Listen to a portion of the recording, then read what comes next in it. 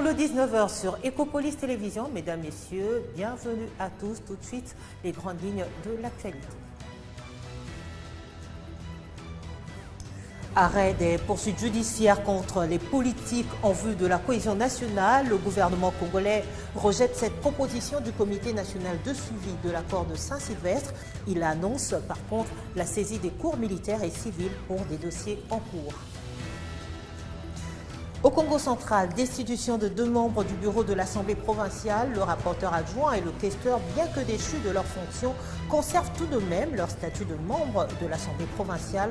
Les détails dans ce journal avec Lodino Lukanou, journaliste à Ecopolis Matadi.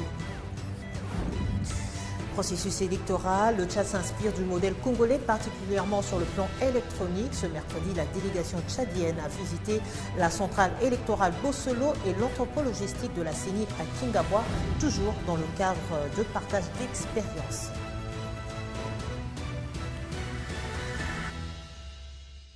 Après 3 jours d'échanges intenses, de négociations stratégiques et de promesses de coopération, le 17e sommet Afrique-États-Unis s'est clôturé ce mercredi 25 juin à Luanda, en Angola. Cette édition 2025 a été marquée notamment par des engagements économiques ambitieux et une volonté commune de consolider des partenariats entre Washington et les capitales africaines. Parmi les questions importantes du sommet de Luanda figure le corridor de Lobito. Ce projet, soutenu par les États-Unis, qui représente le fondement d'un partenariat stratégique entre l'Angola, la Zambie et la RDC, d'où l'intérêt de la participation du chef de l'État, Félix-Antoine Tshisekedi, qui a délégué le vice-premier ministre au transport, Jean-Pierre Bemba, à prendre parole lors du panel axé essentiellement sur le transport transfrontalier.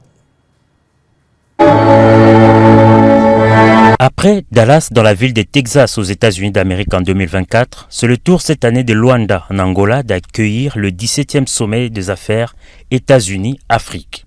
En présence des 6 chefs d'État africains, une dizaine de chefs de gouvernement, de hauts représentants, une centaine de chefs d'entreprise et une importante délégation américaine du département du commerce extérieur, le président de la République d'Angola et président en exercice de l'Union africaine, João Lourenço, a ouvert ce lundi les travaux.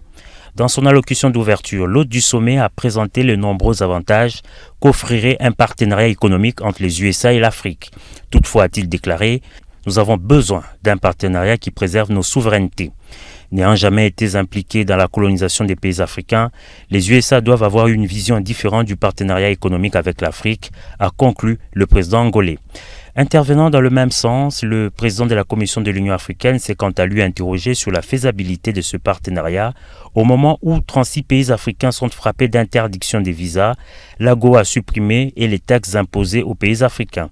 Plusieurs panels ont été organisés autour du thème général « Les voies de la prospérité, une vision commune du partenariat entre les États-Unis et l'Afrique ». Le projet du corridor de Lobito a fait l'objet d'un panel spécifique. Au nombre de panélistes, le vice-premier ministre, ministre des Transports de la RDC, représentant le chef de l'État. Jean-Pierre Bemba a présenté le corridor de Lobito comme le fondement d'un partenariat stratégique et souverain entre l'Angola, la Zambie et la République démocratique du Congo. Le corridor de Lobito est un projet qui est structurant, ce n'est pas simplement un chemin de fer qui va passer de sud-est du pays jusqu'au niveau de l'océan Atlantique. C'est un projet qui amène la Zambie, la RDC et l'Angola à pouvoir se structurer. Ça va permettre l'exportation, comme vous savez, d'un nombre important. On parle aujourd'hui, dès le début de l'opération, ça va permettre d'évacuer en moyenne 3 millions de tonnes de minerais par an. Vous savez que dans les exportations actuelles sur les minerais, 65% de nos revenus viennent du cuivre et 25% plus ou moins, 15 à 25% viennent du cobalt. Ces corridors est particulièrement crucial pour les minerais tels que le cuivre et le cobalt qui représentent respectivement environ 65% et 15% de revenus d'exportation de la RDC, a renchéri le vice-premier ministre. Il convient de noter qu'en marge de ces assises internationales de Luanda, le président de la République Félix-Antoine Tshisekedi Tshilombo a eu un entretien en tête-à-tête avec son homologue João Lourenço. Il a aussi accordé plusieurs audiences avec le monde des affaires.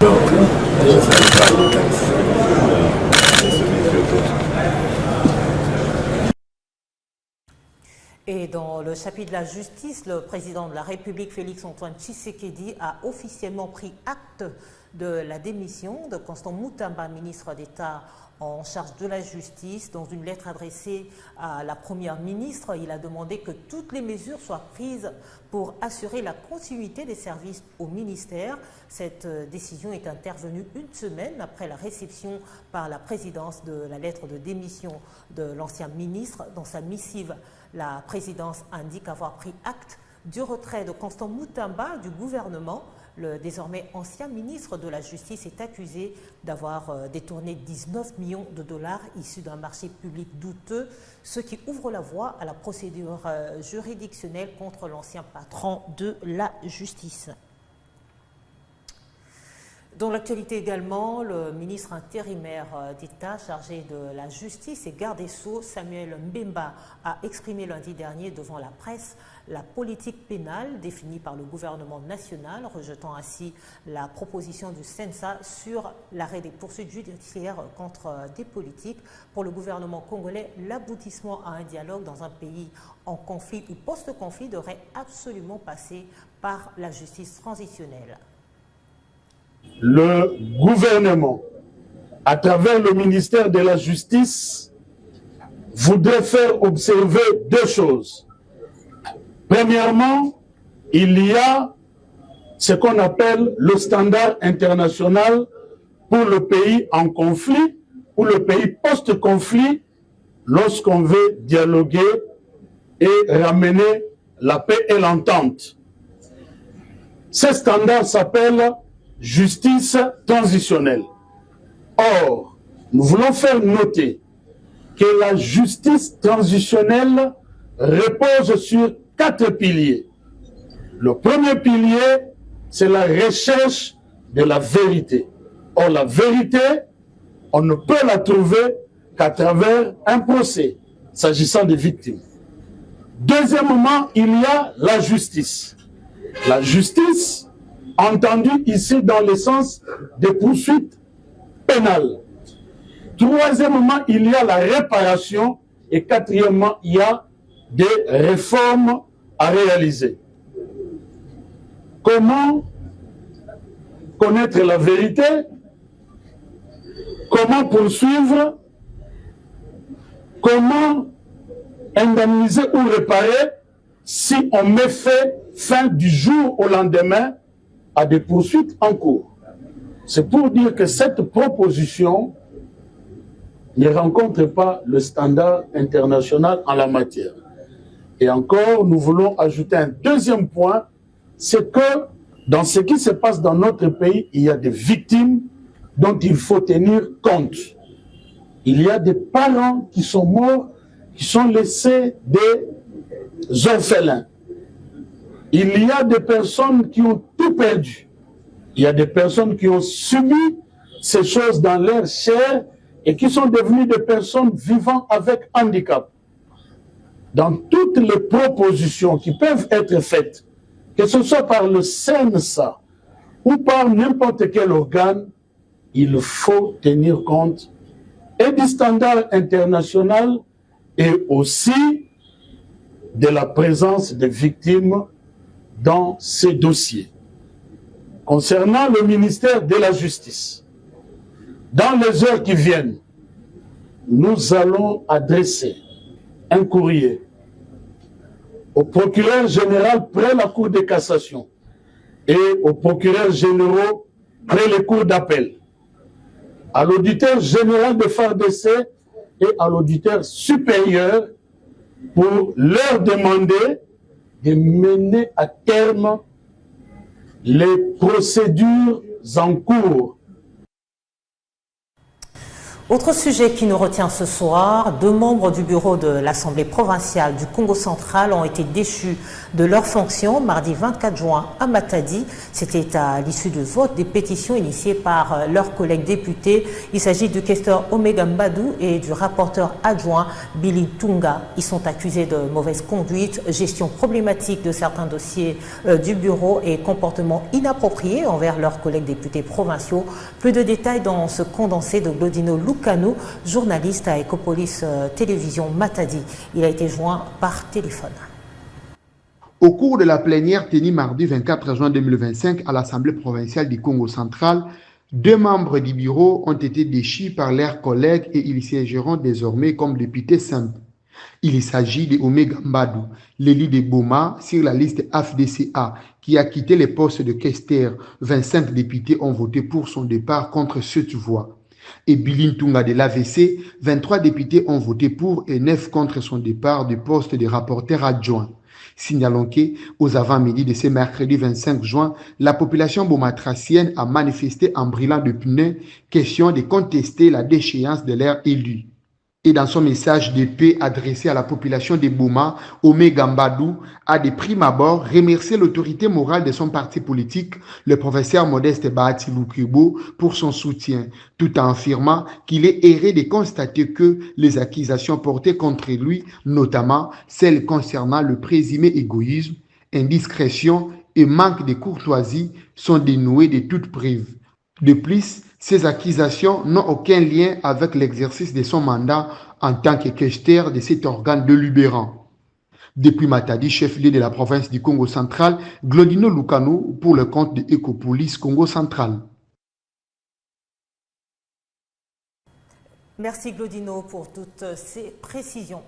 Processus électoral dans ce journal, le président de la commission électorale nationale indépendante, Denis Kadima Kazadi, a conféré lundi 23 juin dernier avec une délégation de l'Agence nationale de gestion électorale du Tchad, conduite par son président Ahmed Barchiré, venu s'inspirer de l'expertise congolaise en matière de vote électronique et de la digitalisation électorale.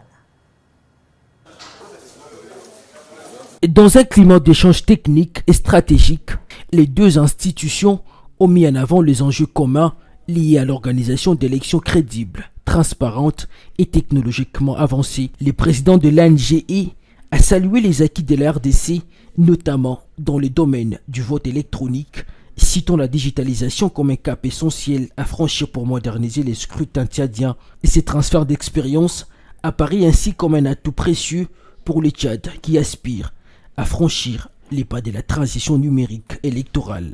Donc nous sommes venus ici pour échanger nos expériences et surtout que au niveau de la CENI, ils ont eu déjà cette expérience de faire également comme nous. Ils ont eu à faire plusieurs élections. La seule différence, c'est que nous, on a fait toutes nos élections de manière manuelle, alors qu'ici, il y a eu la digitalisation et on voudrait voir quelle est cette expérience de cette digitalisation que nous aimerions également voir se développer pour nos futures élections au Tchad. Mais cette opération est loin d'être unilatérale. Le président Denis Kadima a aussi manifesté un intérêt sincère à comprendre les pratiques électorales du Tchad. Et car même en terrain d'innovation, il est essentiel de rester à l'écoute d'expériences parallèles, notamment pour anticiper les écueils et perfectionner les dispositifs existants. La visite a été jalonnée d'étapes clés, échange au siège de la CENI, séance de travail avec le secrétariat exécutif national et surtout immersion technique avec une présentation approfondie du vote électronique et congolais. À présent, tournons-nous vers les forces armées de la République démocratique du Congo. La nouvelle brigade dénommée Tigre a procédé lundi dernier à la séance d'exercice des tirs à balles réelles, supervisée par le colonel Médard Zanza au centre d'instruction de Moura à Likasi dans la province du Haut-Katanga. Ces exercices visent le déploiement de la nouvelle brigade composée d'éléments masculins et féminins qui ont bénéficié de l'expertise du colonel supérieur breveté d'état-major pour mieux maîtriser l'art du tir à balles réelles, véritable baptême de feu pour les nouveaux militaires. Ce que est Moussala soldat, on a toujours considéré que Nazana no moisi, l'esprit na yo, c'est-à-dire on comprend rien.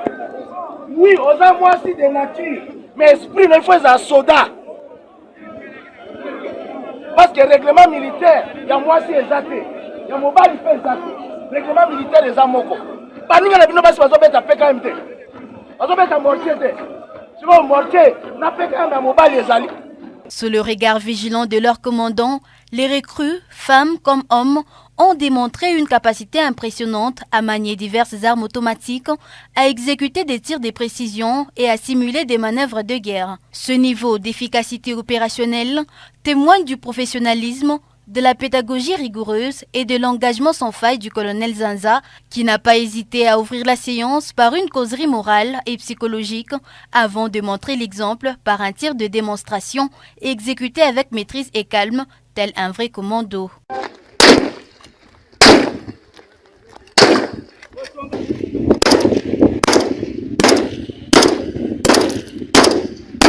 C'est la fête! On va y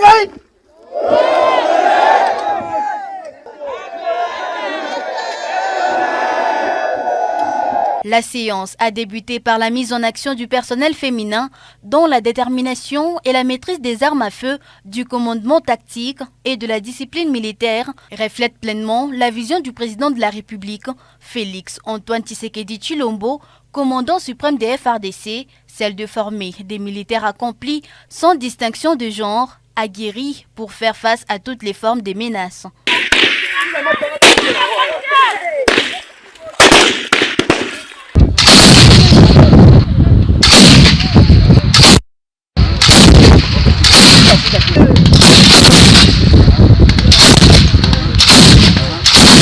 Le centre d'instruction de Moura, déjà reconnu pour ses standards élevés, confirme ainsi sa place stratégique dans l'architecture de formation des FARDC.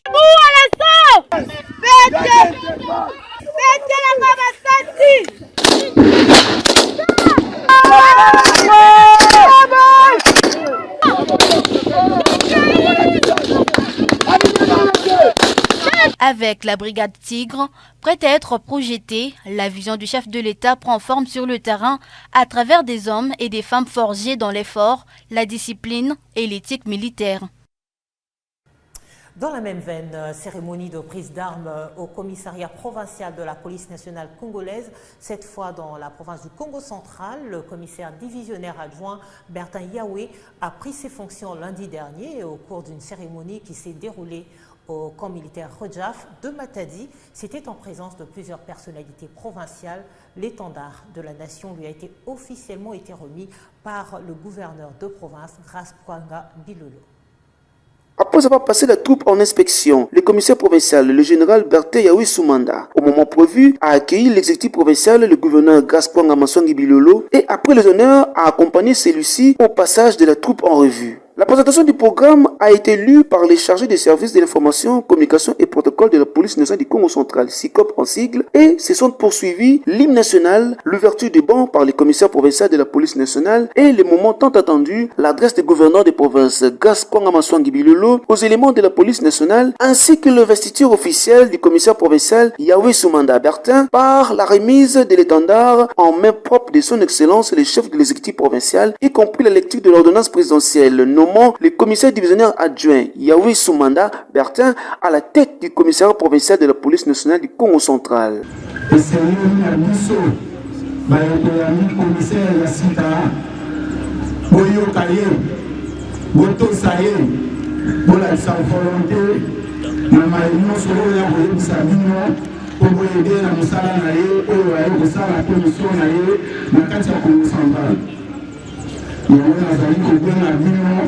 Toujours la vigilance que la réunion par commandement la ligne de la CITA au conseil de la commissaire provinciale de la CITA.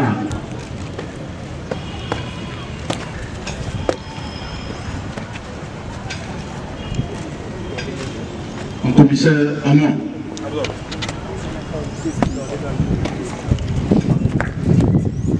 Mon commissaire, je vous remets cet étendard, signe de pouvoir et commandement.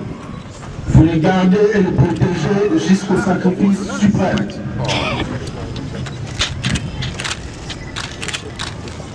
Et je vous en félicite. Merci.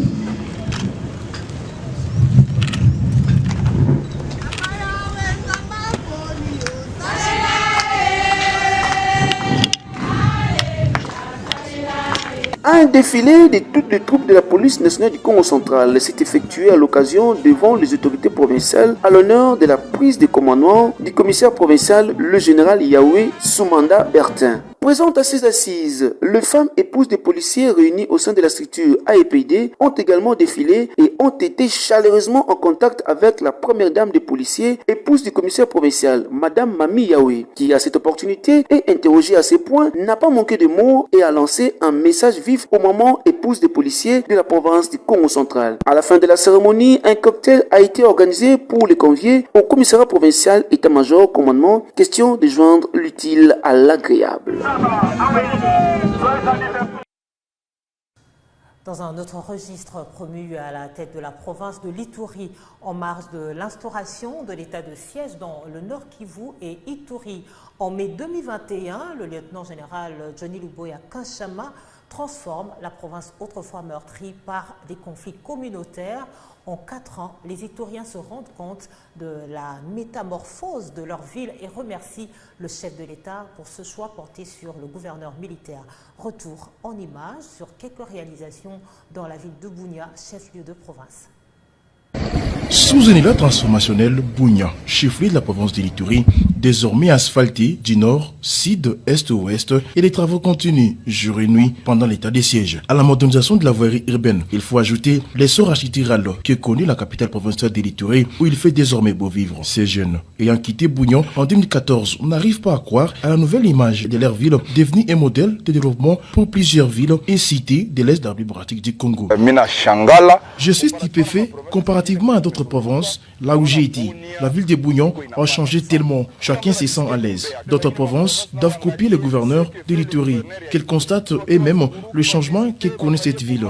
Chacun doit faire sa part et le pays ira de l'avant.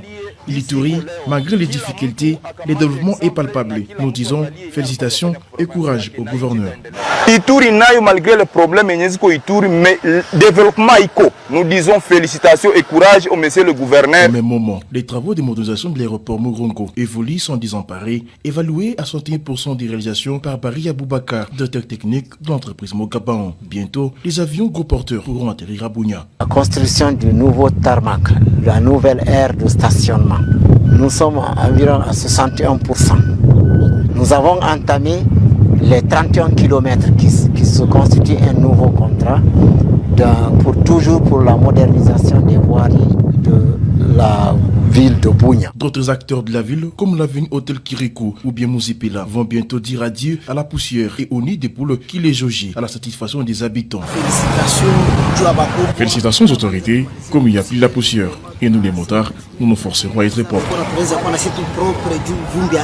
Jour après jour, la ville de Bunia revêt sa plus belle robe, celui qu'il convient au regard de l'immense potentialité qui regorge l'Ituri. Disons-le, ce projet de modernisation d'infrastructures en ville de Bunia, réalisé sous les regardants du gouverneur militaire, lieutenant-général Luboya Kanchama Johnny, sont financés par le gouvernement central, traduisant ainsi le désir ardent du chef de l'État, Félix Antoine Tshisekedi Tshilombo, de faire la ville de Bunia un pôle d'attraction au niveau national.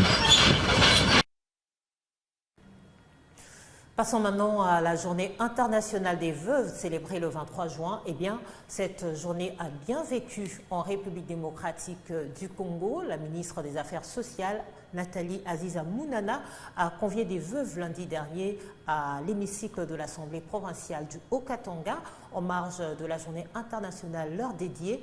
Plusieurs allocutions ont émaillé cette cérémonie qui a connu la participation de plus de 1000 veuves, des personnalités politico-militaires et ecclésiastiques du pays qui en ont profité pour prier pour le chef de l'État et sa famille, mais aussi pour les Nord et Sud Kivu. Toujours fidèle à ses engagements, la fondation Calixte Mounana de la visionnaire Nathalie Aziza Mounana a honoré de la plus belle manière les veuves lors d'une grande manifestation organisée ce lundi 23 juin 2025, journée internationale dédiée aux veuves. Dans un culte d'action de grâce ayant réuni près de 1000 veuves et nombreux invités, parmi lesquels la marraine de la fondation Mami Munga, ambassadrice universelle de la fondation Calixte Mounana. Plusieurs servantes de Dieu se sont succédées pour honorer l'assistance autour de la parole du Seigneur au sujet de la veuve. Chaque intervenante a convié l'auditoire de prier en faveur du président de la République, Félix-Antoine Tshisekedi Tshilombo, afin que Dieu lui accorde la réussite totale dans sa gouvernance face aux plusieurs défis auxquels le pays fait face, notamment les défis sécuritaires. Marthe Kassalou également dans les prières de veuves et invitée à réunir à cette occasion la première ministre Judith Suminwa Tuluka, la gouverneure Marie-Thérèse Fifi Masuka ont fait l'objet de moments de prières intenses, sans oublier Nathalie Aziza Mounana, visionnaire présidente de la Fondation 36 ans au service de veuves, orphelins et personnes vivant avec handicap, l'ambassadrice universelle de la paix et dignitaire d'État, Nathalie Aziza Mounana, a pérennisé sa vocation là où beaucoup ont abandonné. Depuis l'âge de 6 ans, son fils Guy Geoffrey Ramazani Mounana œuvre aux côtés de son modèle pour encadrer et assister les personnes vulnérables, signe d'une vocation naturelle de savoir se mettre au service des autres. De la Russie, où elle se trouve précisément à Moscou, en mission de service, la présidente et visionnaire de la Fondation, Nathalie Aziza Mounana, a tenu à lancer un message de soutien et réconfort à l'endroit des veuves du monde entier. Au cours de ces cultes d'action de grâce, toutes les confessions religieuses étaient représentées, adressant une prière commune et une déclaration commune a été faite en faveur du pays pour que la paix puisse régner partout en République démocratique du Congo, notamment dans l'est du pays. Pour clore en beauté, les veuves ont procédé à un échange de cadeaux pour leur fête et les défilés des modes dans un climat harmonieux. Une page d'histoire dans ce journal. Nous sommes en 1960 à la lisière de l'indépendance et souveraineté de la République démocratique du Congo, colonisée par le Royaume de Belgique, dont les Congolais souhaitent se franchir.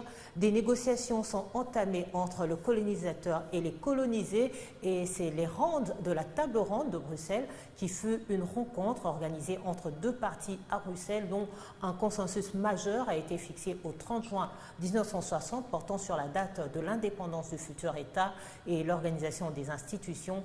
Beaucoup de noms congolais sont cités comme pionniers de cette indépendance, dont Edmond Ziza Landou, Daniel Kanza, Joseph Kasavubu, Albert Kalonji, Joseph Iléo, Patrice Lumumba, Victor Ndaka et tant d'autres encore. Je vous prie de suivre les allocutions de Patrice Emery Lumumba, membre du MNC, et Henri Rollin, sénateur belge et membre du Parti ouvrier belge. Rien ne pourra plus se décider, aussi bien en Belgique qu'au Congo, sans notre assentiment. Ces résultats magnifiques, obtenus par des négociations pacifiques et amicales, nous réjouissent profondément. La Belgique a compris les prix que nous attachons à notre liberté et à notre dignité humaine.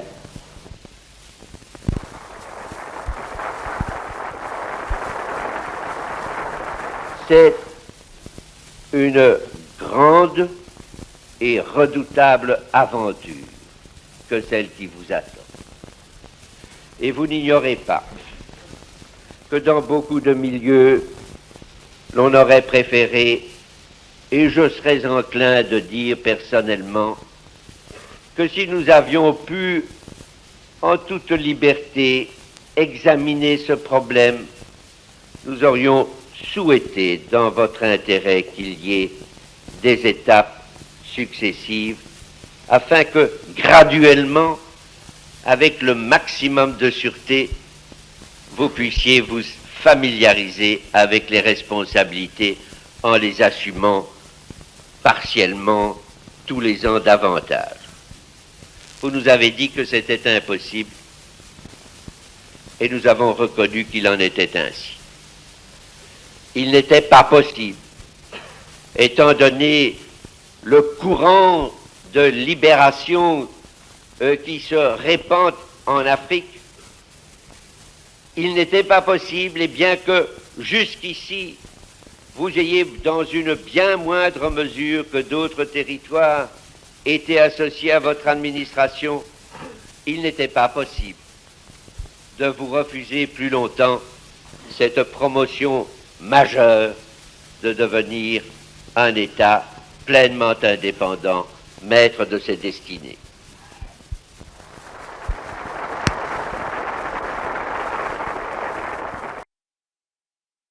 Et c'est la fin de ce journal. Merci de l'avoir suivi. L'actualité reste en continu sur votre chaîne Ecopolis et sur YouTube. Vous pouvez suivre ce journal si vous l'avez raté. À très bientôt.